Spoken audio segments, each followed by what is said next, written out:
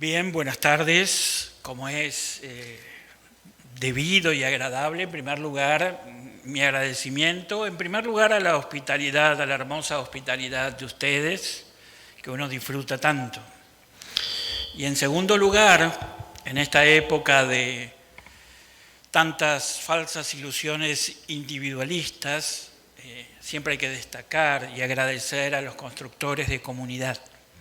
Así que un agradecimiento al amigo Abel Zamorano, a todo su equipo, por haber construido trabajosamente este espacio común que todos disfrutamos y que nos hace estar mejor. Como han dicho otros ponentes, media hora voy a poder hacer una guía de lectura de lo que ustedes tienen en el inmenso libro que han recibido, así que tómenlo como de esa manera. Y he tomado este esquema simple que se usa en el análisis institucional, de dónde venimos, dónde estamos, a dónde vamos, porque nos permite tener una visión más compleja, salirnos del optimismo autoalabatorio y al mismo tiempo de un pesimismo que no conduce a ningún lado, para entender los procesos en los que estamos en este tema. Voy a ser esquemático, voy a tratar de poder transmitirles ideas así concretas y claras como guía de comprensión de este problema. En primer lugar, tenemos que reflexionar y no olvidarnos no solo sobre la importancia de esto que hemos llamado la reforma de la justicia penal en América Latina, sino su magnitud. En apenas 20 años se han aprobado cerca de 40 nuevos códigos procesales. Y esto significó cumplir por fin en nuestros países lo que había sido un mandato del pensamiento republicano liberal de las primeras décadas del siglo XIX, que nos habíamos tardado, pasamos por los procesos de escrito, pasamos por los mixtos, hicimos hasta que llegamos a estos 20 años donde, fíjense, este enorme trabajo que hubo. Esto es lo primero que tenemos que guardar en la memoria, porque a veces nos perdemos o no reflexionamos adecuadamente sobre la magnitud de lo que han decidido todos nuestros países y toda la región. A partir de allí, de dónde venimos, yo quiero destacar tres ideas nada más. Ustedes van a poder ver muchas otras. En primer lugar, cuando se decide avanzar en el proceso de reforma, no es por una cuestión técnica o de escuelas procesales. Esa no es la razón. La razón es mucho más profunda y continúa hasta el día de hoy. De algún modo, algunos saliendo de épocas más oscuras, otros no, pero toda América Latina empieza un nuevo periodo de instalación y de pensamiento sobre la democracia. Y ahí aparece una idea nueva, relativamente, yo diría que nueva en la consideración del pensamiento democrático, que tenemos que mantenerla. No es posible construir una democracia de calidad sin una administración de justicia de calidad. Pero, lo repito, no es posible construir una democracia de calidad sin una administración de justicia de calidad. Pero no en el sentido de que tendremos la democracia de calidad y por derivación nos va a salir una administración de justicia de calidad. No, sino que la incorporación de lo que a partir de allí se llamó la cuestión judicial de la democracia, sabemos que la dimensión de los sistemas judiciales, y dentro de ellos siempre, históricamente, desde Beccaria en adelante, la justicia penal ha sido una preocupación política central. Es decir, el trabajo sobre esa administración de justicia, para hacerla de calidad, es parte central e importante de la construcción de esa democracia de calidad. Venimos de ahí. Ustedes me dirán, ¿no lo hemos conseguido? No, pero ¿por qué tendríamos que haberlo conseguido en 20 años? Digo esto porque ayer escuchaba a los candidatos a distintos cargos, creo que eran a presidente, y seguían reclamando una democracia de calidad. sigue siendo el tema. Y por lo tanto, no vamos a poder construir esa democracia de calidad que todos anhelamos si no nos tomamos en serio la administración de justicia de calidad. De ahí venimos, de esa reflexión, de esa idea clara. Todo lo demás fue cómo construir técnicamente ideas y herramientas para solucionar ese problema. Segundo, idea que quiero que la tengamos clara en relación a de dónde venimos. Cuando se plantea esa necesidad política, por suerte para América Latina, había instrumentos disponibles, pero esos instrumentos disponibles eran el resultado de al menos 30 años anteriores de las redes de procesalistas y académicos que habían estado trabajando intensamente para definir cómo iban a ser esas reglas procesales. Los llamados códigos tipo para Iberoamérica, tanto en materia penal como en materia procesal, empiezan a gestarse en los años 60. Y hubo una red de cooperación en toda América Latina que se puso en contacto y trabajó en conjunto, como si todos perteneciéramos a una misma secta, y eso permitió también la magnitud del problema. Recordemos eso, porque lo voy a recuperar al final. En tercer lugar, ¿de dónde venimos? Si este gran problema político se hubiera dejado en manos de los operadores judiciales o incluso de los académicos, no se hubiera podido realizar la reforma. El proceso de reforma se caracteriza por una profunda articulación con los movimientos sociales, organizaciones, movimientos de derechos humanos que estaban trabajando por esa mejor democracia de calidad, con la articulación social. Fue un momento de apertura a la sociedad, no se tuvo miedo de abrirse a la sociedad para poder construir ese proceso tan complejo de cambio. Yo quiero destacar esto, podríamos hablar y van a ver en el ensayo que les dejé muchas otras razones acerca de dónde venimos, la matriz histórica, los problemas culturales, etc. Pero quería destacar estos tres porque tienen que ver con lo que luego vamos a ver como la necesidad de una nueva agenda de reforma de la justicia penal. Bien, ahí estamos. Segunda cuestión, de ahí venimos, ¿a dónde estamos? Y dónde estamos, que también implica un trabajo mucho más largo poder explicarlo, pero quiero destacar tres fenómenos también. Oye, vamos a hacerlo así, de tres. El primero, que nos tiene que de alguna manera ponernos más satisfechos, es que en toda la región se ha consolidado la idea, el concepto, e inclusive yo diría que una cierta consolidación cultural sobre lo que es el sistema acusatorio adversarial. Yo no conozco a nadie que esté pidiendo que volvamos al sistema mixto, al sistema escrito. No hay nadie en América Latina. No. ¿Por qué? Porque se entendió que esto era una derivación de los pactos internacionales de derechos humanos, una derivación del modelo constitucional del proceso penal, y esto quedó consolidado. Como nos decía mi maestro Julio Mayer, que viene bien recordarlo porque nos ha dejado hace poquito, miren, tardaremos mucho tiempo en ponerlo, pero este es el camino que tenemos, no tenemos otra cosa que poner. Tenemos que construir bien esto, pero este es el modelo constitucional, no es que estén los códigos, no es que estén las leyes, está en la Constitución y los pactos. Y esto hoy, incluso todos los estudiantes lo tienen claro. Esto no es poco, digamos, esto es para alegrarse, eso está consolidado. Y uno me dirá, también está consolidado a nivel cultural, claro, porque la sociedad, y en esto nos ayudan los medios de comunicación, siempre creía que la justicia era más o menos así. Y ahora descubre que no nos sale muy bien, pero más o menos es como estaba en el imaginario cultural. Así que esta consolidación conceptual, política y cultural es algo importante del dónde estamos. Ahora bien, esto convive con otro problema, y es que cuando no vemos ya el modelo conceptual, sino vemos a la justicia penal como un universo de prácticas, como el conjunto de las cosas que efectivamente hacemos, la cosa se ve distinta.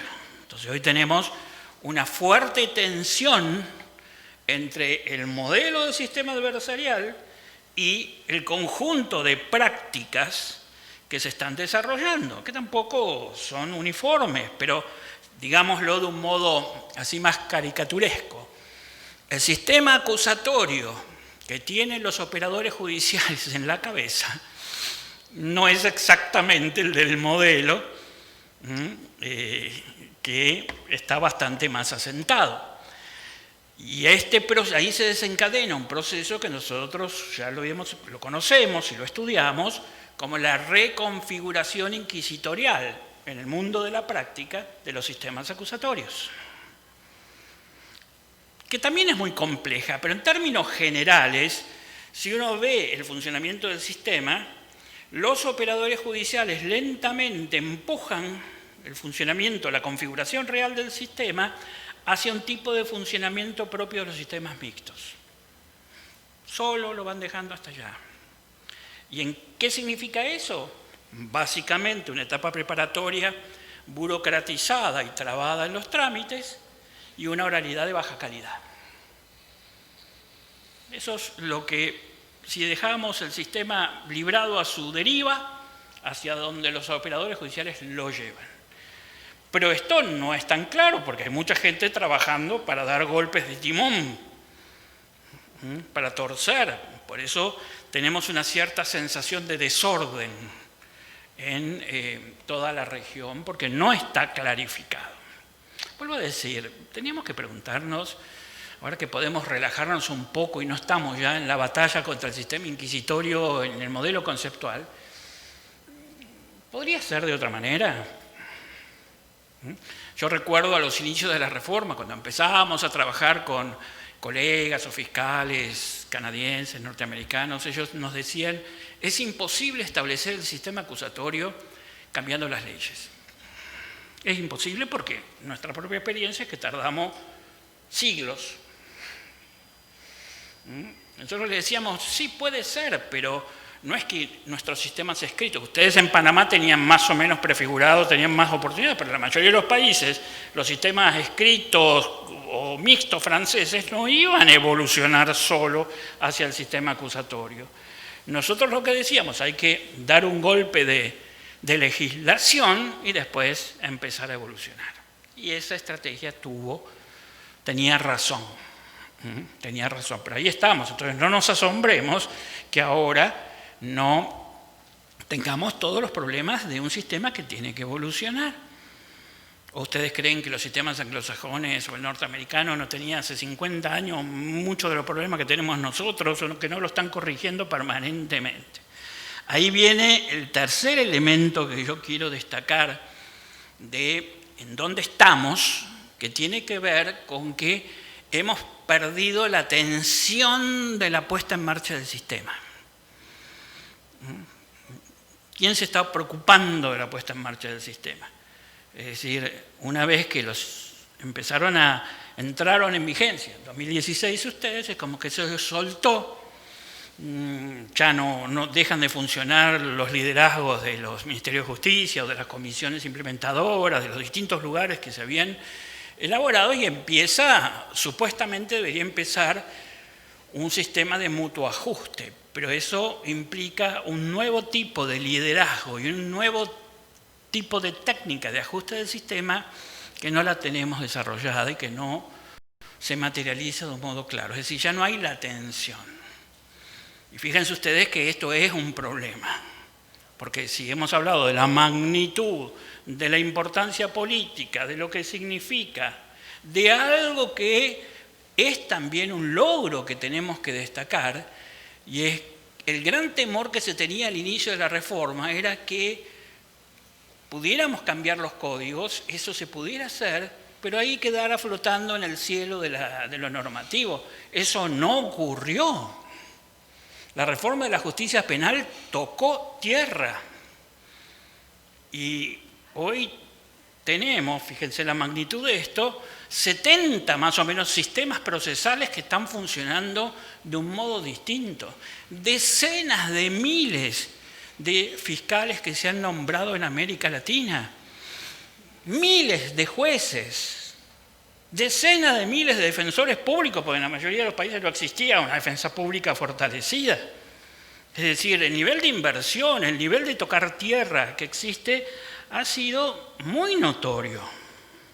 Entonces, hoy día es raro que se hayan perdido estas técnicas de seguir implementando, como si esto se pudiera implementar en 3 o 4 años nada más, y tenemos fuertes problemas de liderazgo en el mutuo ajuste de las instituciones. Ahí estamos, ahí estamos. Entonces, lo que estoy diciendo es una mirada optimista. En algunas cosas sí, en otras no. ¿Es una mirada pesimista? No, tampoco. Pesimista hubiera sido que los códigos hay que dar, que estaríamos hablando de cosas que no se aplican. No. Me parece realista que tenemos que tener un baño de realidad para darnos cuenta de que tal magnitud, solo aquí en Panamá, ¿en cuántos años el Ministerio Público aumentó en 2 o en 3 su cantidad de funcionarios? Creo. En mi país más, porque tenemos muchos sistemas. Entonces, eso es algo de una magnitud muy grande.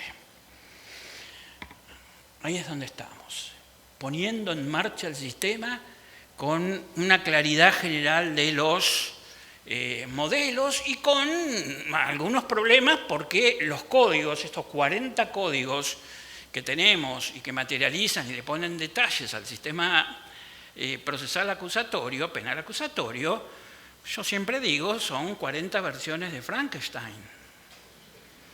Y uno encuentra la pierna que viene del código anterior, un brazo que viene de la ocurrencia de alguien. Siempre le encontramos la oreja de un diputado que dijo, o le ponen esa oreja o yo no voto. Entonces no es que, yo no puedo asegurar, no hay ningún código de ningún país que lo diga que prístino. Todos tienen vueltas por ahí. Pero también estoy convencido de algo, y ustedes me lo dirán si es así. No conozco ningún código procesal de ningún país de América Latina que impida poner el sistema acusatorio. Que impida poner el sistema acusatorio. Eso no es así. Entonces, bueno, hasta que Frankenstein aprenda a bailar salsa, démonos tiempo. Va a llevar tiempo. Mientras tanto, deberíamos trabajar más en ir limándole todas las asperezas y desajustes que tienen los códigos que no son errores. Es el producto de distintos intereses, distintas ocurrencias, del estado de desarrollo de cada país, de las tradiciones, ese realismo de la imperfección de los códigos procesales que permitió que se aprobaran. No ideas conceptuales, genéricas. Bien, ¿hacia dónde vamos? Que tenemos poco tiempo.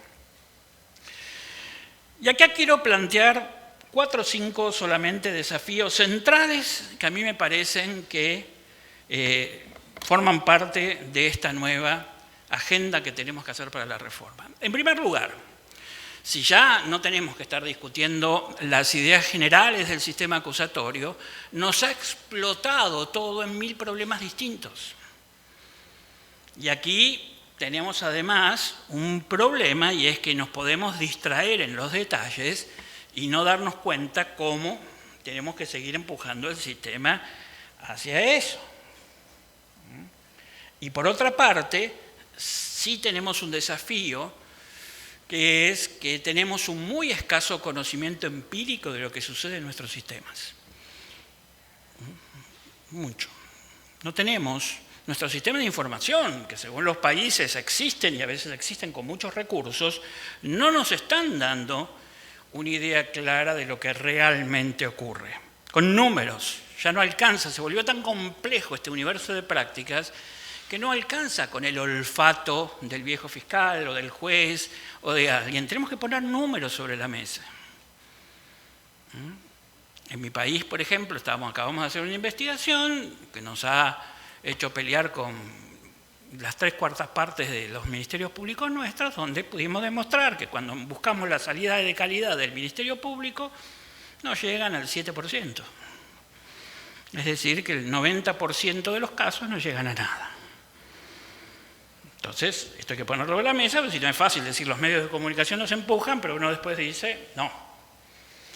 Bien, entonces, primer desafío para construir una nueva agenda, una nueva etapa, tenemos que desarrollar un conocimiento empírico, tanto con números como un análisis mucho más fino de la jurisprudencia, de cómo están materializándose los problemas de la justicia penal, porque si no terminamos muchas veces haciendo escolástica, es decir, dando discusiones que no sabemos si ocurren en la realidad o no. La institución que está sometida a los mayores desafíos, por suerte, es el Ministerio Público Fiscal. El Ministerio Público Fiscal es una institución que está, por suerte, en problemas. ¿Por qué está en problemas? En primer lugar, porque en los últimos años, mucho más de lo que a veces teníamos expectativa, los fiscales de la región demostraron que pueden meterse con los sectores poderosos. Se ha metido con empresarios, se ha metido con políticos, se ha metido que tienen. Y hoy día estamos sintiendo la réplica de eso. No saben cómo se ha complicado el problema del Ministerio Público cuando se tomó conciencia por el statu quo, los dirigentes políticos y sobre todo cuando las mafias se dieron cuenta que ahí había una institución poderosa. ¿Esto es una buena noticia? Sí. Ahora, como siempre decimos, si el Ministerio Público va a cambiar de liga, tiene que ajustar sus formas de funcionamiento. Por otra parte, también tiene que enfrentarse a nuevas formas de criminalidad muy complejas, mercados criminales, y por otra parte fenómenos muy masivos de victimización, que también son nuevos, el problema de la violencia de género y otros. Así que el Ministerio Público está, por suerte, en problemas. Ahora hay que ponerle mucho trabajo de reingeniería política y reingeniería institucional. ¿A qué me refiero con reingeniería política? Bueno, cuando se discute el nuevo Ministerio Público en América Latina, porque el que existía antes no tenía la magnitud que el que tiene hoy día, bueno, en algunos países casi ni existía, estaba la discusión sobre si iba a ser dependiente del Ejecutivo o iba a ser una institución autónoma. Y termina primando en América Latina la idea de que las fiscalías son instituciones autónomas. Pero recién ahora estamos tomando conciencia de lo que significa eso.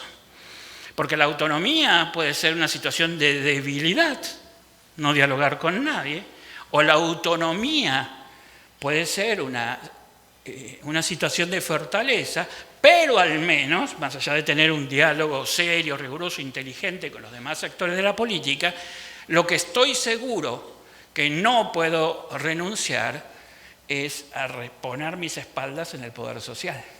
Eso es autonomía institucional. Y cuando nosotros le decimos a los fiscales, pero miren que si ahora necesitan construir poder social para que la autonomía sea autonomía, con estos números, con esta forma de trabajo, ¿cómo vas a construir alianzas con la ciudadanía?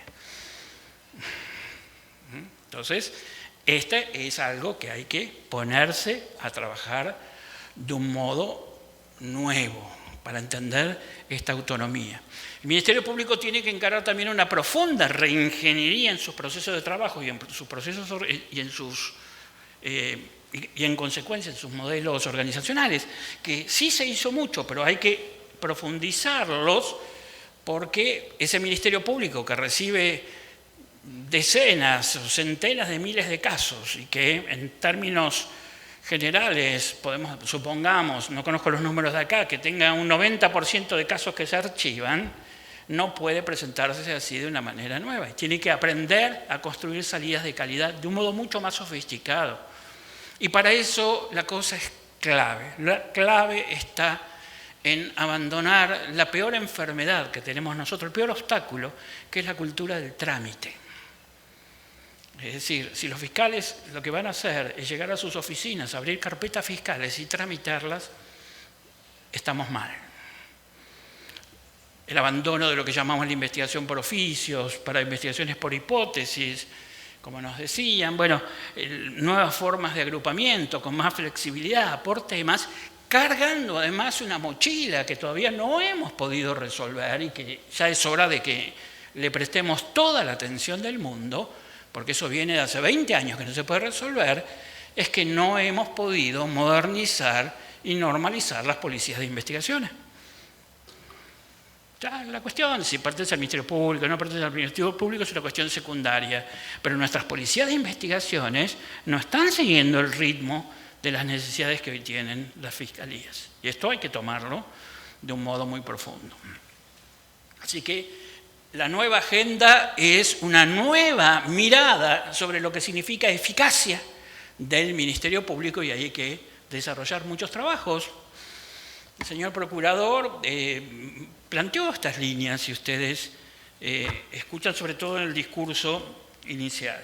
Segundo, los jueces.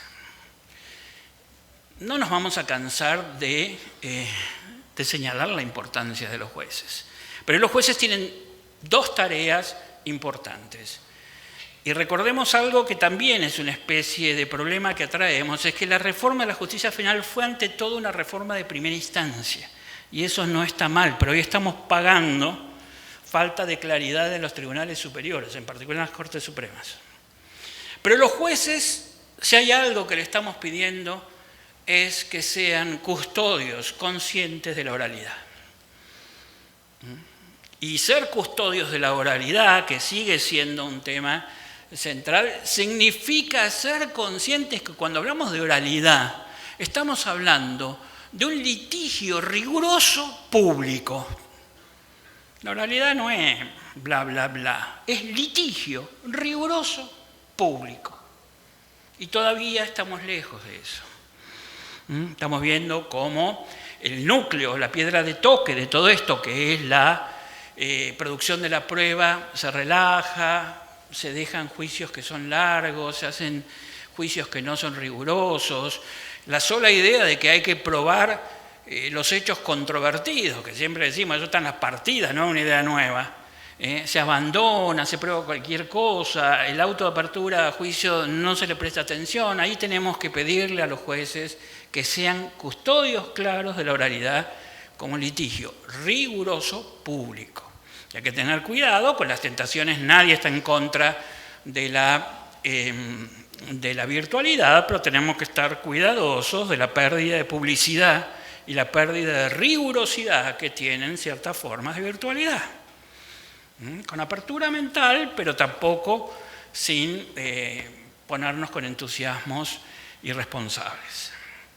Y la segunda tarea que le tenemos que pedir a los jueces en esta nueva agenda es un trabajo más consistente en el desarrollo de los precedentes. La función de la justicia de todos los jueces es la seguridad jurídica y eso es un sistema de precedentes donde seamos rigurosos también en el seguimiento de los precedentes y en el análisis de los precedentes, que es algo siempre que está vinculado con los hechos y el derecho y que ya los sistemas anglosajones y los sistemas continentales europeos van en conjunto. Tenemos un fuerte desafío con la abogacía, pero aquí se habló mucho sobre eso, así que lo voy a dejar, pero tienen en la ley de abogacía que yo diría que si tiene un problema ético, es un problema ético en un sentido distinto, que es que los abogados tenemos que tener todos una fuerte adhesión a las reglas del sistema, al fair play, fair trial. No es un problema de ética, de valores abstractos, sino que el abogado, la profesión de abogado significa que las reglas las vamos a aceptar y no las vamos a estar tironeando de cualquier manera. Esto lo sabemos, cualquier jugador de fútbol, sería imposible el fair play si no hubiera adhesión de los jugadores de fútbol a reglas, que a veces se va y uno se va y para eso tenemos que referir, pero en términos generales la cultura del fair play, que se llamaba antes buena fe procesal y hay que seguir llamándolo así, es el eje de la ética profesional. Y esto los jueces también se lo tienen que exigir a los abogados con mayor dureza. Cada vez que se afecta el fair play, me quedan 2 minutitos nada más y ya termino, cada vez que se afecta el fair trial, ahí no hay adhesión a las reglas, hay que ser riguroso, porque ahí sí hay una afectación ética. El sistema le da suficientes herramientas a cualquier abogado para gestionar bien sus intereses. No necesita romper las reglas. Y esto me parece que es algo que hoy día tenemos que ser más claros con los estudiantes que están allí, diciéndoles, señores, acá hay un sistema de reglas, a respetarlos. Y termino ya con la academia. La academia, y ya que estamos acá en un ámbito académico, también tiene que asumir desafíos.